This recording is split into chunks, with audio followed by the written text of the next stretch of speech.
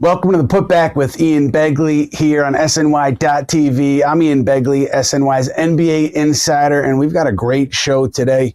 We've got Christ the King head coach Joe Arbitello with us. Coach Arbitello has known Jose Alvarado for a long time, coached him throughout his high school career, and just shares fantastic insight into the newest Knick. We also have Book Richardson, former Arizona assistant coach, tangled up in the FBI NCAA scandal, did 3 months of prison time in the aftermath of that. And there's a fantastic documentary that really takes you through Book's whole experience leading up to and after the FBI sting. It's called Open Book, the scandal that shook up college sports. And Book shares some time to talk to us about the documentary and what he is up to today.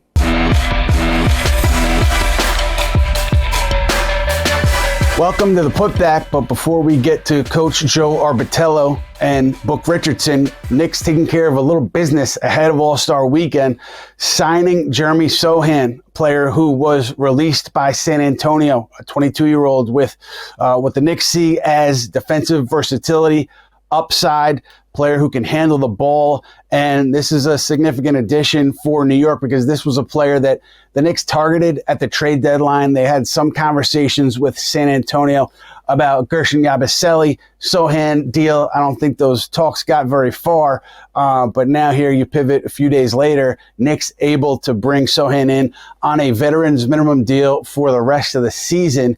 And really, you go back to Yabusele in terms of how they got here because Guerschon Yabusele chose to waive that second-year player option. That's what facilitated the deal to Chicago.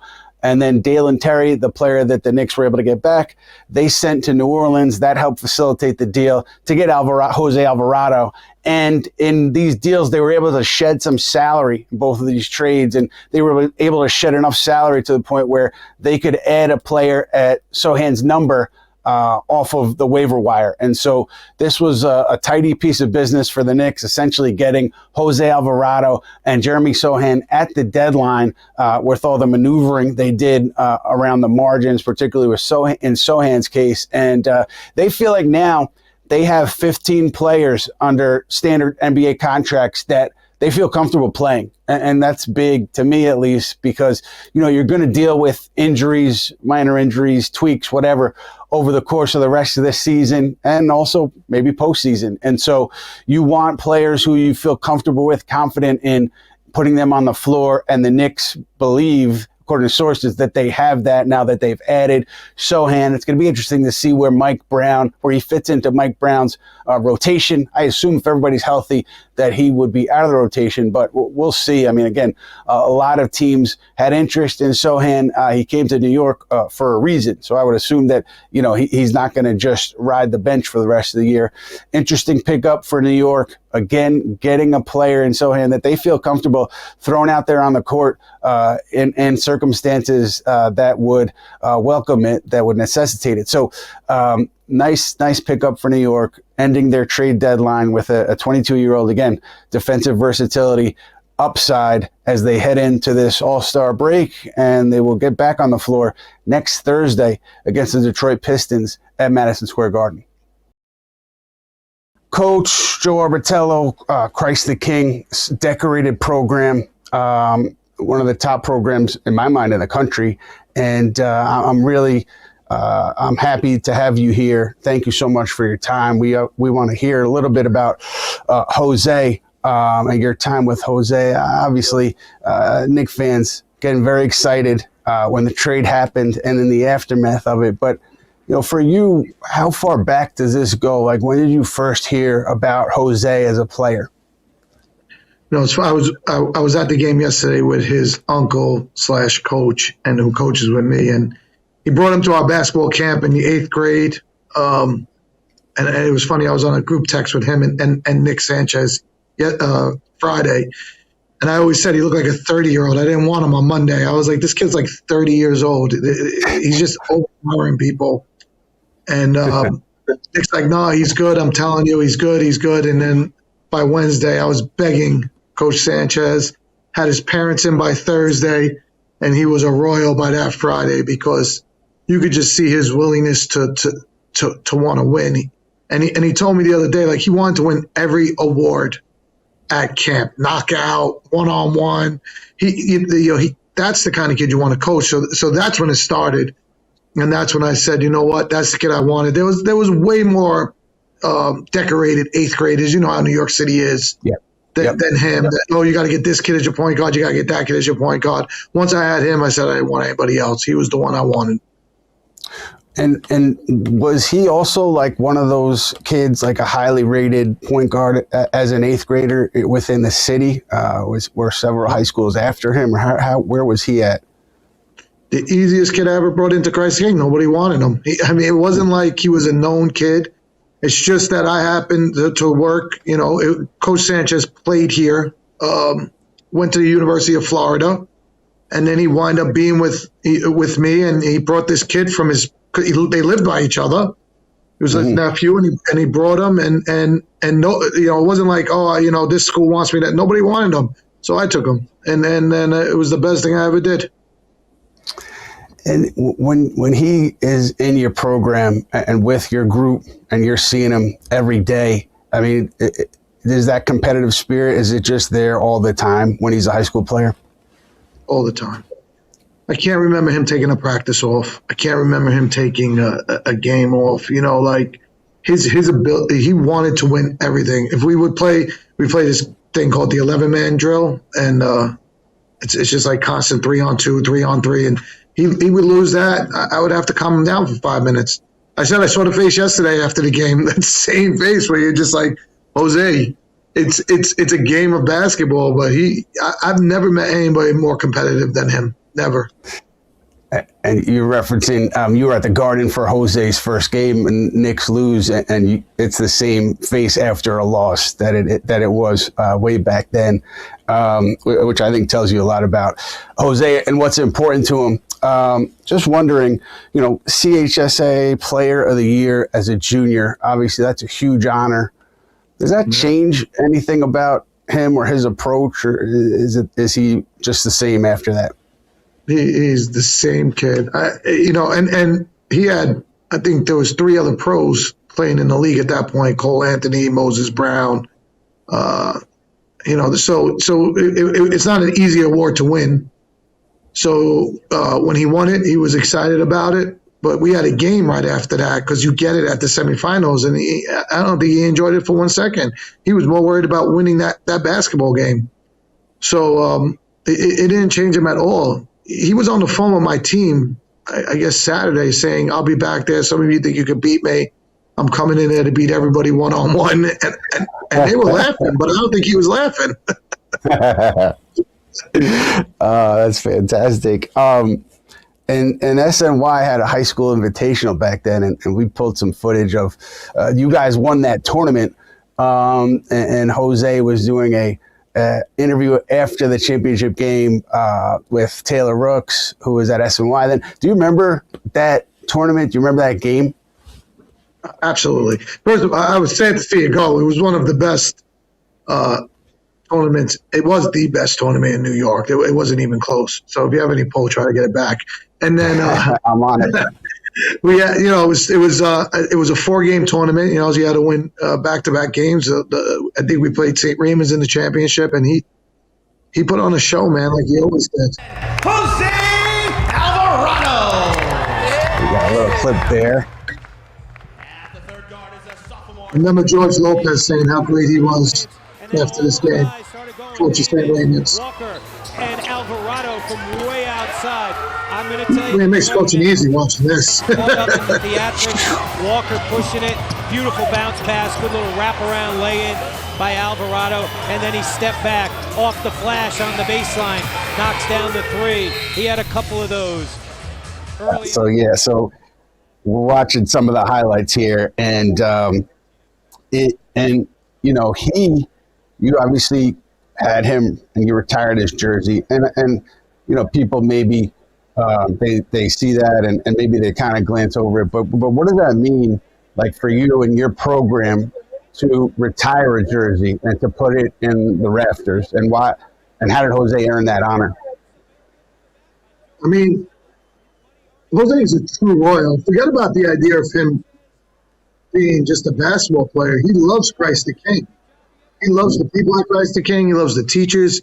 You know, he is a royal through and through. And man, even if he wasn't in the NBA, he would still be supporting us like nobody has, because it's just who he is as a person. He's a very loyal, loving kid. So that made our decision to retire it easier. How many numbers do you guys have retired? Just his. Wow. Just his. First in school history. Yeah. Wow. That says a lot. I mean, look up the NBA talent that came out of Christ the King, and that tells you a lot about Jose. And I'm just wondering, was there a time in high school where you said, I'm looking at an NBA player. I'm looking at a player who will be in an NBA rotation, will impact winning at that level? I mean, I would be lying to you if I say yes to that.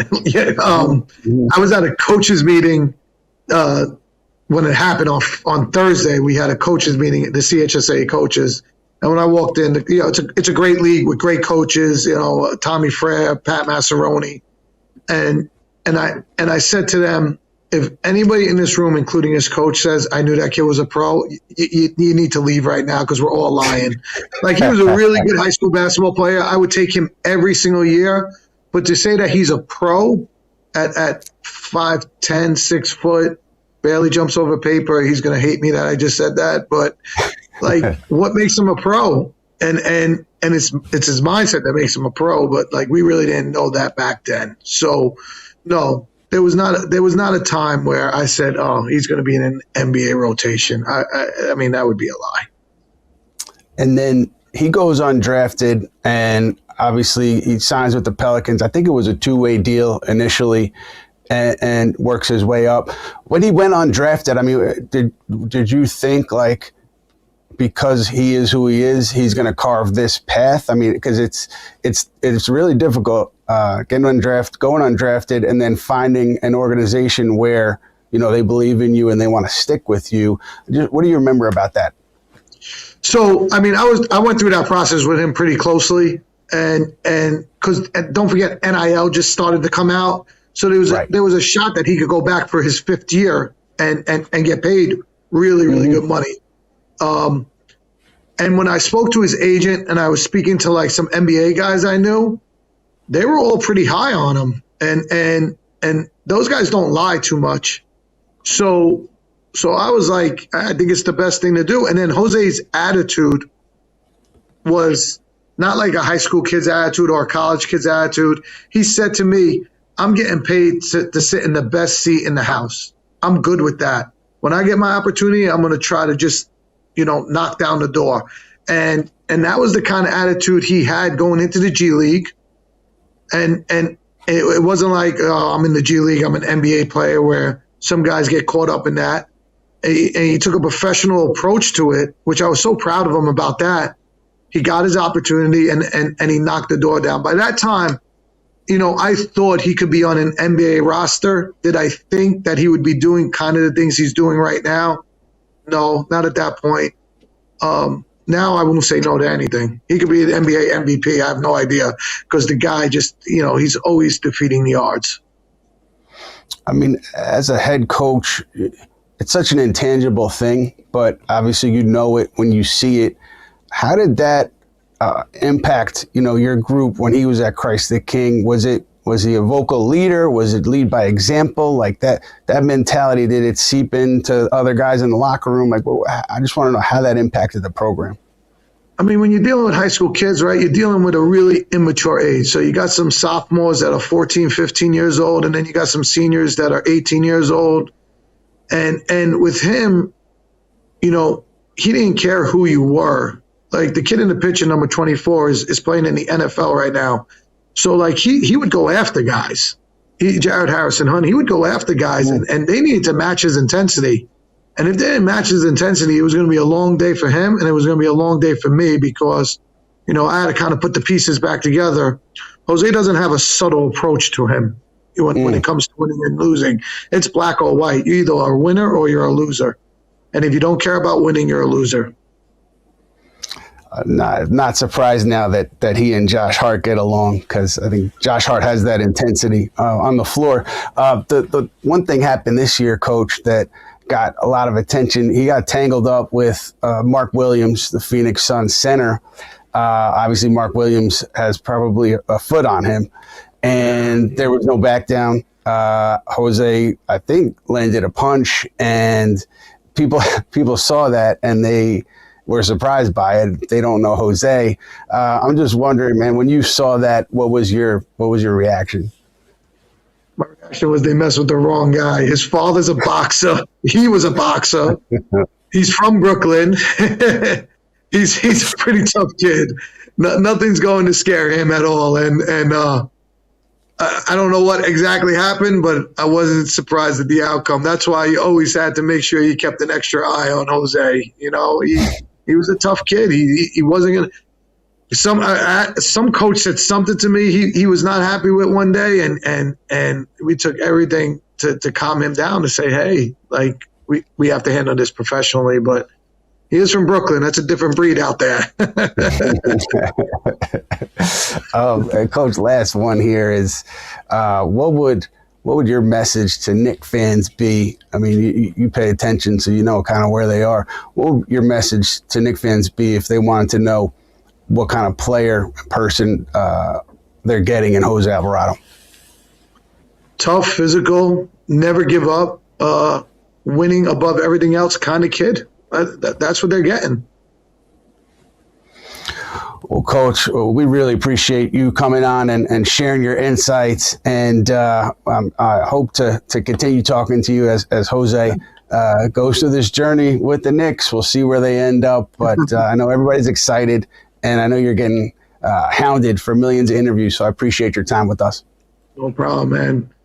Now we're moving over to a section of the show called the Talkback, where we hit on some topics that are being discussed among Knicks fans right now, and we take some questions from the audience, and I bring in my friend and yours, Matt Spenley, to relay some of those questions. Matt, how are you? What's up, Ian? I'm doing fantastic. I want to start out just to close the loop on Guerschon Yabusele, who we know the Knicks traded at the trade deadline. I know you spoke with Yabusele about his decision to forego his player option so that he could play with Chicago. And I'm going to read just a quote from Yabusele here that you got in your discussions with him. We can always see the side of the money and talk about it, but at the end of the day, the passion is more than just the money. It's being out there, missing the feeling of being out there. Offense, defense, competing at a high level. So, Ian, with Yabusele's decision, what more can you tell us about how that all came about?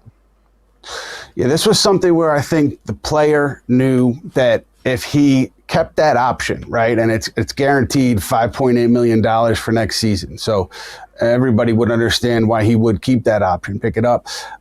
If he did that, though, he wouldn't have been able to have been traded. The Knicks wouldn't have been able to move him without attaching significant draft capital to the trade. And so he wanted to play. So he essentially turned down that guaranteed $5.8 million, and he's betting on himself. He wanted to get back on the floor. He's done that in Chicago. And by doing that, he facilitated that trade to the Bulls. The Bulls wouldn't have made the deal if he still had that second year on his contract. And so that facilitated the deal to the Bulls that brought Dalen Terry to New York. Terry, an expiring contract, much more palatable for the New Orleans Pelicans to take on than Yabusele's deal was. So that made it easier for the Knicks to trade for Jose Alvarado. So a lot of ripple effects there. Yabusele's decision to go ahead and bet on himself. And so, you look back at this deadline, I don't think it unfolds this way at all, or it's much more difficult for the Knicks to have it unfold this way if Yabusele does not decline that option.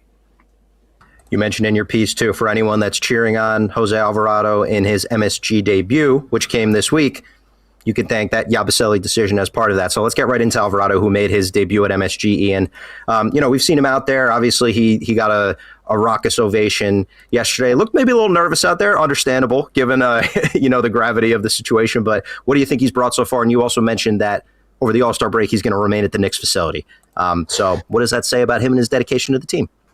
Yeah, look, I think that, for one, you've seen in moments the defensive intensity. You've seen in moments the energy that he brings. And I think, in talking to him earlier this week, it seems like it's just going to take a little bit for him to get comfortable with new teammates, and that's understandable. That would be true for anybody.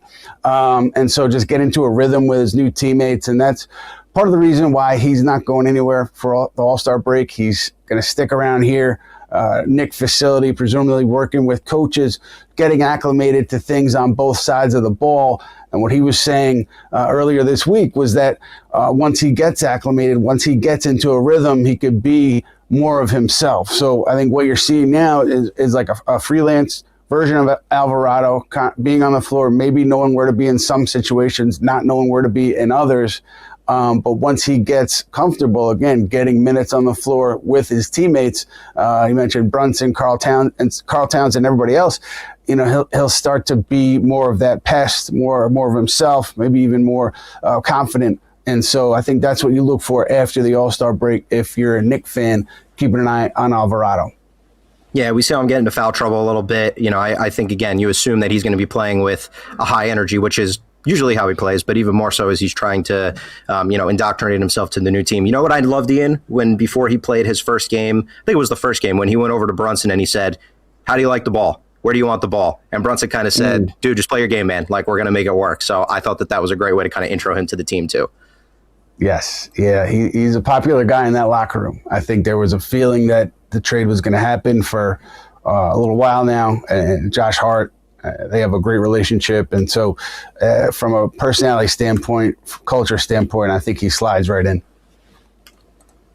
Let's get to a couple injury updates, Ian. So OG Anunoby did not play in a couple of the games leading up to the All-Star break here. What can you tell us about OG's toe injury? Yeah, the Knicks have given a different injury description earlier this week, and it was a toenail avulsion, I believe.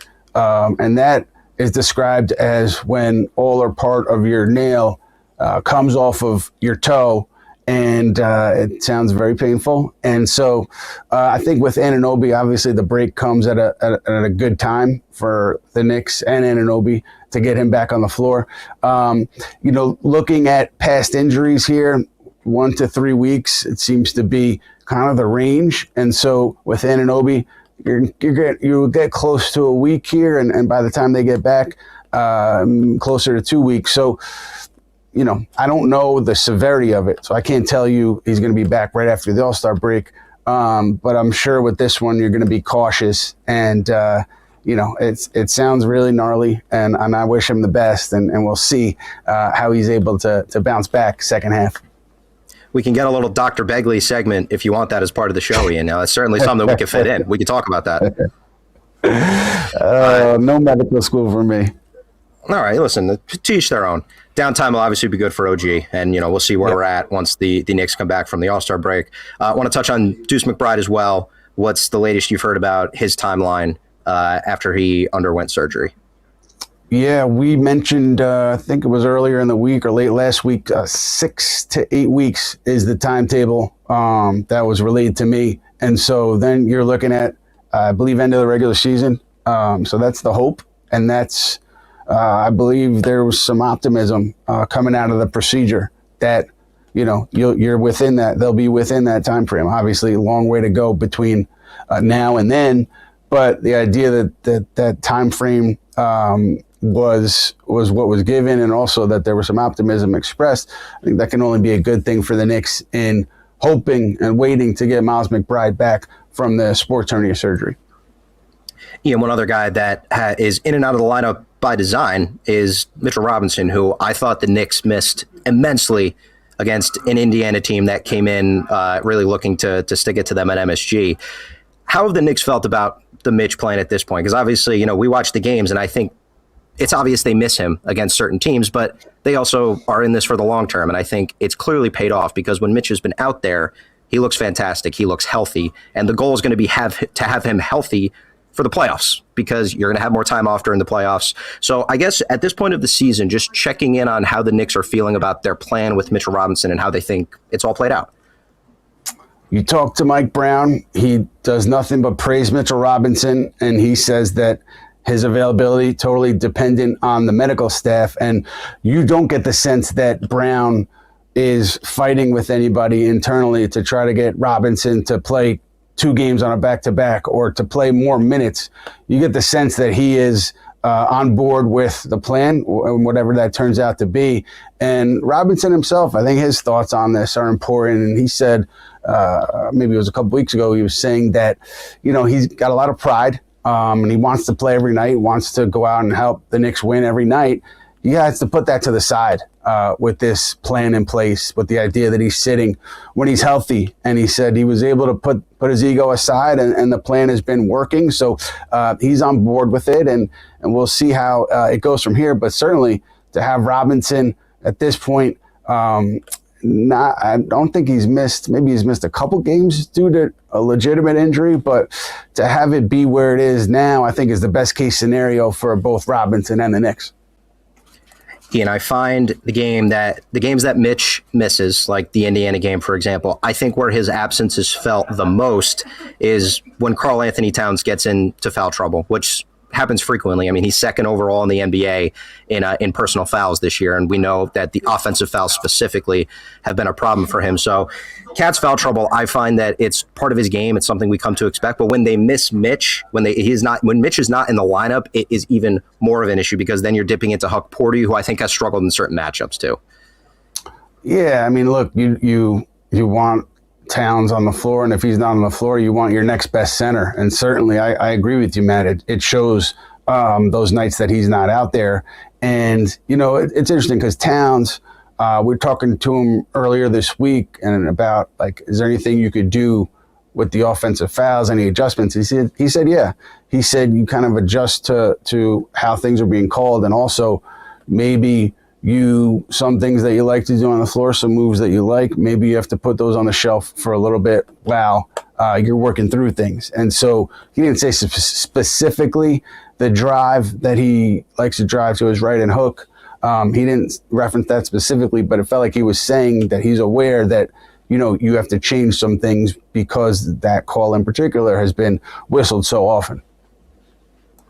And I thought his sixth foul against Indiana specifically, where he set the moving screen that led to him fouling out, was just an example of sometimes how it can be frustrating. And he kind of goes back and makes some of those same mistakes that tend to have the Knicks miss him. I want to talk about him offensively a little bit too, Ian, just your opinion on how he's been this year, because we've seen him just not score at as high of a clip this year with the Knicks. He has 25 games this year, less than 20 points. He had 21 all of last year. He has 5 single-digit scoring games this year.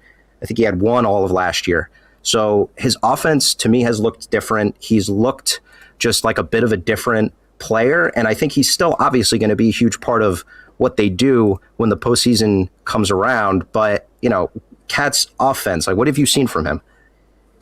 Yeah, I think that with Mike Brown, and he talked about it earlier in the week, the idea that he's had to make adjustments as a coach, and those adjustments trickle down with this starting 5 that played a lot last year, and that teams usually will put a wing on Towns in the current starting 5 that the Knicks are playing. So Brown said he's had to adjust to it. I'm sure Towns is making those same adjustments. The one thing I haven't seen him press. I think, you see him take, questionable shots, but I haven't seen him overly press for an extended period of time. He doesn't seem too worried about it. I just think at some point, the law of averages says he's going to start knocking down threes at a higher clip. And maybe, you'll see more of the Towns that you saw last year, because he's missing open shots or he's missing looks where they're contested, but not right in his face. And he was making those looks last year. So I just think at some point it'll start to roll the other way with the shooting, and that'll make a big difference in his offensive performance. Yeah, he was 42% from 3 last year, close to a career high, a 0.01 percentage point off a career high, and he's 34.8, 35% this year. I know anecdotally watching him, I felt like last year every time he had one of those pull-up threes where he kind of comes into the play and comes up and shoots from the top of the key, I felt like it was going in every time. And this year it just hasn't quite been the same. I think despite some of the matchups that are going to give him a bigger problem, a team like Boston, I think he's a guy, you mentioned, he has a ton of playoff experience. We know he's going to be there, and his rebounding has been huge this year. He's been leading the league in rebounding, so that's been, still something that he's providing to the team. Any other storylines around the NBA that you are keeping an eye on as we roll into the All-Star break?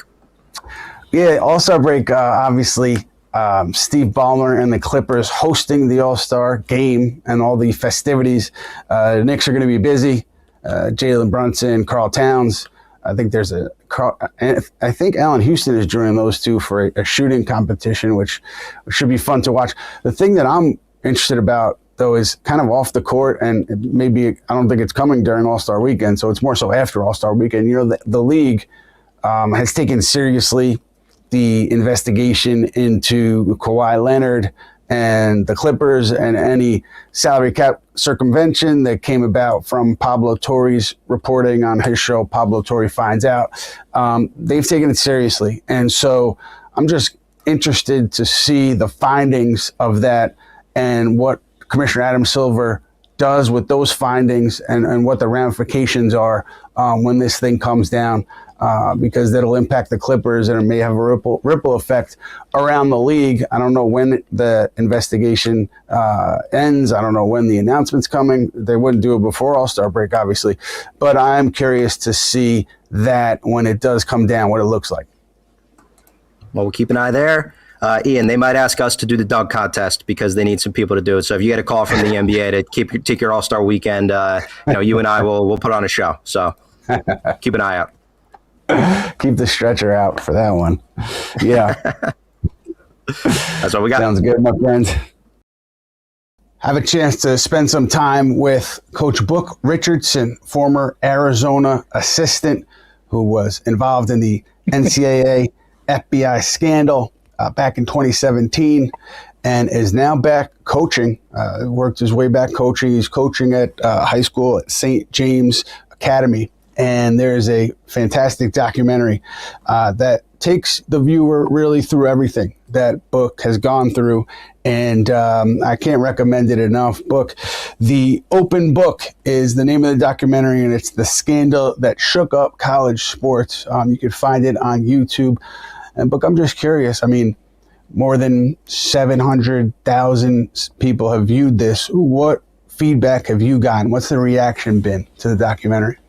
Been tremendous feedback. You know, the documentary itself has been incredible. Over 700,000 views on YouTube.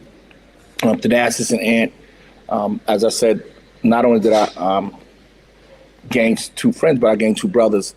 And you got a lot from people who, one, didn't know the story, who forgot the story, who had an opportunity to, I guess, hold me in a regard and bring me back to life, if I might say.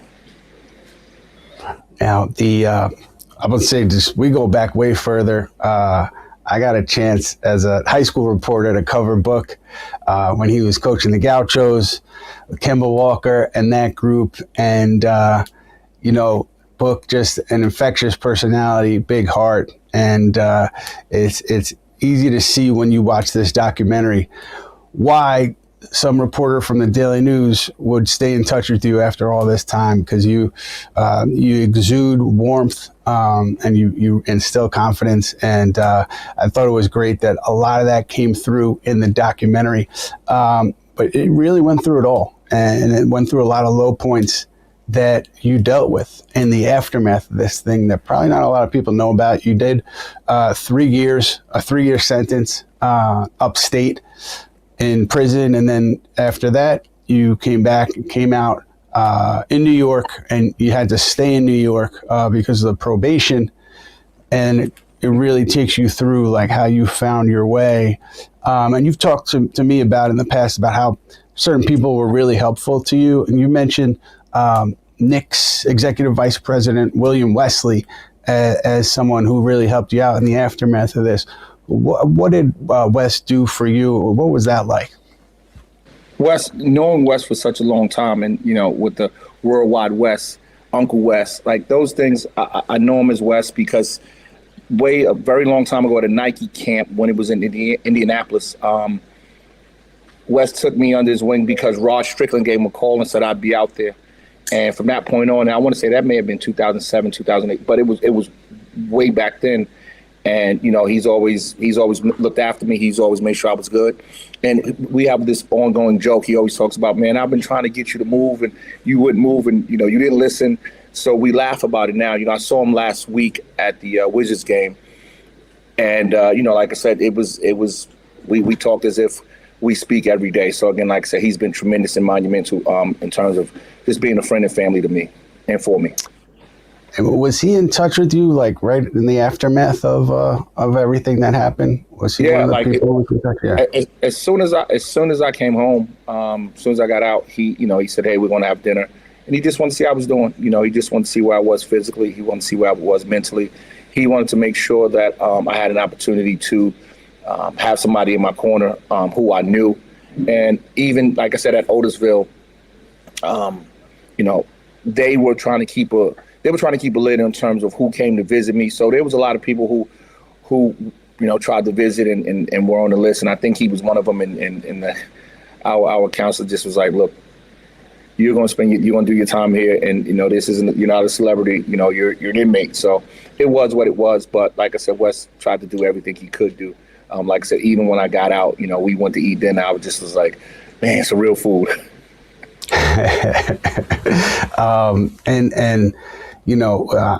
There's also a list of people, in my opinion, who turned their back on you in the aftermath of this. And we could get into that, but I think those people know who they are, and shame on them. But let's talk more about the people who help support you. You also mentioned to me Penny Hardaway and Damon Stoudemire. What role has Penny played for you in the aftermath of all this? He's Penny, Damon, guys like Ashley Howard. They made me feel whole as a coach. They made me understand that I wasn't just a guy who recruited talent and brought him to the coach. That I was a coach and am a coach. We talk about schemes. They allowed me to understand that I knew what I was doing. Not that I was just, quote unquote body snatcher and I brought kids, to the table. So they did a tremendous job, and they continue to do a tremendous job of pouring into me, letting me know like, hey man, you're a pretty good coach, as I say to them. It's I love hearing that. And I love hearing that, these people, big names in the basketball community, have been there for you. Now, you were coaching for a while with the Gauchos, as the documentary details, and really just does a fantastic job weaving the story through Brandon Storrs Jr., a top young player that you started with when he was very young, and you follow the journey through his college commitment. How did Brandon, working with Brandon, how did that help you through some of your rough patches? Working with Brandon Storrs Jr., you kind of inherit a talented young player who he didn't understand who he was. And as I said to him, I've seen you before. You've never seen me, from the standpoint of trying to, get a high major kid. And what he did was he worked his tail off to get to where he was supposed to get to. And that's even right now. I have some really good young players that they don't understand who they are yet. So it's my job to make sure that I get them there. And if I never coach college basketball again, I can say what my legacy is going to be, that I'm helping young people. I'm getting young people to the finish line, or I'm getting them, if they're at a 7, I'm trying to get them to an 8. If they're at a 5, can I get them to a 6? So working with Brandon, like I said, he was able to pour into me because he believed in me, and at that point, no one believed in me. Just, hey, you're a felon, you're a convicted felon. So that was real. So when that kid, like, even when he said, I didn't know Coach Book was a criminal, and I was like, well, technically, but as you sit down and I think what helped me with him, I was able to open up and tell him the truth. And I think that's what a lot of young people don't get. I'm going to tell you the truth, whether you like it or not. And you see it in the documentary, the way that he, grows as a player, and the relationship is just, it's great to see. And Kemba Walker, featured prominently in the documentary as well, says that, you were one of your elite talents is helping young men and young women, grow into adults, grow as people. You mentioned coaching in college. There's currently, I don't know what year you're in, of the show cause that was handed down. I think, what are you in, year 4 or 5? Year four. So, yeah, it wasn't retroactive, and it didn't start in 2017. It started in 21 or 22. It baffles the mind that I still have a show cause, but it makes no sense. I mean, the board that handed down the show cause has been disbanded, and you were given a 10-year show cause, and it started 5 years after the infraction. And so it really seems like penalty. Yeah, it's nonsensical to me, and to I think anybody who sees this documentary book, and it's not right. I mean, the NCAA gets criticized for a lot these days, but Charlie Baker, if you want an easy win, just get rid of this show cause and allow Book, the freedom to pursue these opportunities and to impact lives as he has. And Book, you're not shy about talking about what went wrong and what you did wrong way back then. I've owned it. Yeah, you have owned it, and you see it in the documentary. And you've owned your struggles in the aftermath of that. You talked about, suicidal thoughts, attempts, and the struggles with those close to you. And I'm such a loser. I couldn't even get that done. It was, and of course your sense of humor shined through even in that moment, but just your story and what's happened to you in the aftermath, it just seems it's the right thing to do in my mind, for the show cause to be eliminated. It was so onerous. It was ridiculous that it started 5 years after everything else happened. So hopefully people come to their senses, and at the NCAA level, they can figure that out. But I'm curious, Book, for you, what do you hope people maybe take away from this story or learn from this story, from the documentary? What's your hope, and what are your goals there? I think my biggest hope for people who see the documentary is understand not even what redemption is, but just survival, struggle, and also perseverance. I think if there's a young person that's in a tough situation, that they know they can talk to me. I've had it in the last couple of weeks. I've had some young people call me about situations that they were in at the federal level, situations that they were in where they thought about suicide. I've had situations where I've talked to a person down, a young person down, from the standpoint of you are who you are. You're special in your own right, but you have to understand what that entails is you have to do the work if that's what you want. So, when someone sees this, it isn't just about redemption, because I think so many people have talked about me coming back. But again, owning what happened, owning the fact that I'm still talented enough to help. And like I said, if I dropped, if the Lord didn't wake me up tomorrow, I think just the fact of love, because that's what everything in that documentary was showing love, right? I always say love is an adverb. It's not something that's just given. It's something that you have to do and you work at. And again, the love for basketball, the love for coaching, the love for teaching, the love of failure. And, I failed. And my biggest successes have been my failures. Can I get through it, right? If I can't get through it, how do I tell a kid, hey, you got to get through that screen? How go offensive rebound, make the one more. All of those are life lessons that I live and I share every day.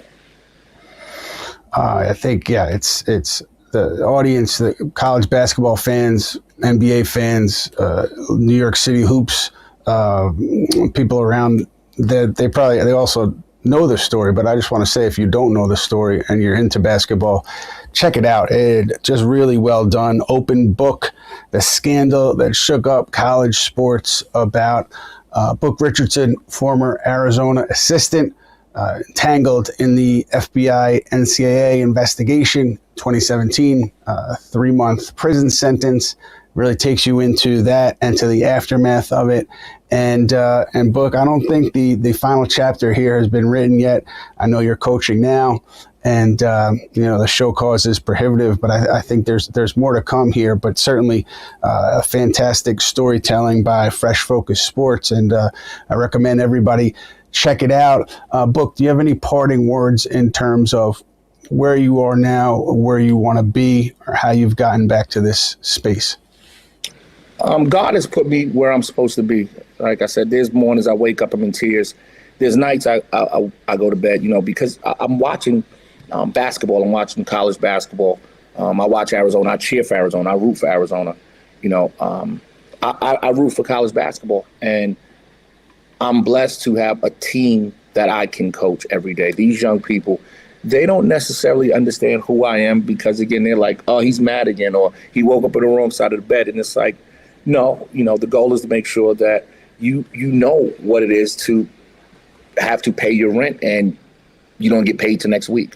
What do? You understand life lessons. How do you fix a relationship? How do you deal with infidelity? How do you avoid that? Those are the things now I've had to learn as things have happened to me to, one, be better at. But like I said, I'm at the St. James Sports Academy. Like last year, I was in a spot that was very promising, but, didn't work out. And now, I've had another opportunity present itself. And like I said, I'm blessed to have the team that I have. My team is actually here with me as I look at them. But I never hold anything back from them. So I'm blessed to have them. I'm blessed that the St. James Performance Academy would have me. And like I said, hopefully they keep me for as long as, long as they need me around. And, of course, man, who wouldn't want to coach college basketball? But I also understand my time may have come and gone. I hope it hasn't. But if it has, man, I'm going to try to be the best that I can be. And I'm going to try to help St. James, the St. James Boys Basketball Academy win a national championship. I'll say this, there's no show cause for the NBA. So you want somebody who has been involved in so many different directions of the game, has such a deep knowledge of the game. You're looking at him. Anyway, Book, I really appreciate you jumping on with us and sharing some of your story. The documentary, again, fantastic. Open Book, The Scandal That Shook Up College Sports. You find it on YouTube from Fresh Focus Sports. Tremendous story. And again, a story that the ending has not been written yet. And Book, we're rooting for you. Appreciate you, family. Thank you so much, man. Looking forward to seeing you. We're at NYU, I think, April 15th for, we're going to re-release it. So we're in the NYU Film Festival. So, man, I would love to host you and show you some love because you yourself have done so much for me. Think about this may be almost year 20. So yeah, the difference is you've aged the other way. I've aged the other way. So it's all good. That's debatable, my friend. But yeah, I will be there at NYU. Definitely look forward to seeing you and seeing the documentary where it should be in a film festival. So that's fantastic. I appreciate it. Go Knicks, man. Go Knicks. Come on, let's go. Let's bring one home to the city. There we go. Book, thank you. Appreciate you. Thank you. That's it for this edition of the Putback. We will be back with you very soon to talk Knicks, NBA, and the race to the postseason.